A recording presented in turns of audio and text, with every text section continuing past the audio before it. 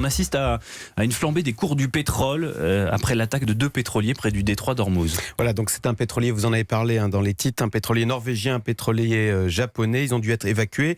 Le mois dernier déjà, on a eu 4 navires de guerre, 4 navires pétroliers, qui ont été attaqués dans cette même région. Alors c'est le détroit d'Ormuz, c'est un passage ultra sensible parce que c'est un tout petit bras de mer entre l'Iran et les Émirats arabes unis, par lequel transitent 3000 tankers chaque année. C'est 20% de la production mondiale de pétrole qui passe par ce tout petit bras de mer. Vous voyez, c'est toutes les exportations de l'Arabie Saoudite, de l'Irak, du Koweït, du Qatar. C'est le plus important passage de pétrole au monde. Donc évidemment, c'est truffé de navires de guerre américains, et des Américains qui accusent d'ailleurs l'Iran d'être derrière ces attaques contre 2 super pétroliers.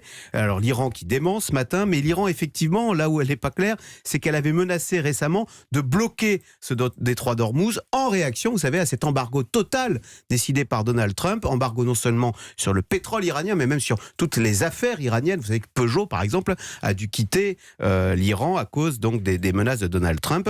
Donc oui, on est dans un endroit sensible, ultra militarisé. Et donc oui, bien cette affaire, ces 2 attaques ont fait flamber hier les cours du pétrole qui sont passés de 60 à 62 $. Ça fait quand même une hausse de 3%. On voit quand même comment cette diplomatie de Donald Trump ultra agressive rend le monde et les marchés financiers très instables et très incertains. Axel, est-ce que ça veut dire qu'on doit s'attendre à payer plus cher notre plein d'essence cet été sur les routes de vacances? Attention à ce que vous allez dire. Alors, non, justement, j'ai une bonne nouvelle, pas sûr, parce que cette même diplomatie assez imprévisible de Donald Trump joue aussi dans l'autre sens et fait baisser les cours du pétrole. Je veux parler de la guerre commerciale que mène Donald Trump. Ça pèse sur la croissance mondiale et ça ralentit, ça diminue la demande de pétrole. Et donc, ça, pour le coup, ça déprime les cours du pétrole qui avaient plutôt tendance à baisser sur un mois, ce qui fait que là, on est stabilisé autour des 60 $. Mais c'est vrai que cette diplomatie assez imprévisible de Donald Trump rend le monde et les marchés incertains. Vous savez que les marchés ont horreur de l'incertitude et donc ça a tendance à rendre nerveux le marché action et le marché du pétrole. Donc on n'est pas néanmoins à l'abri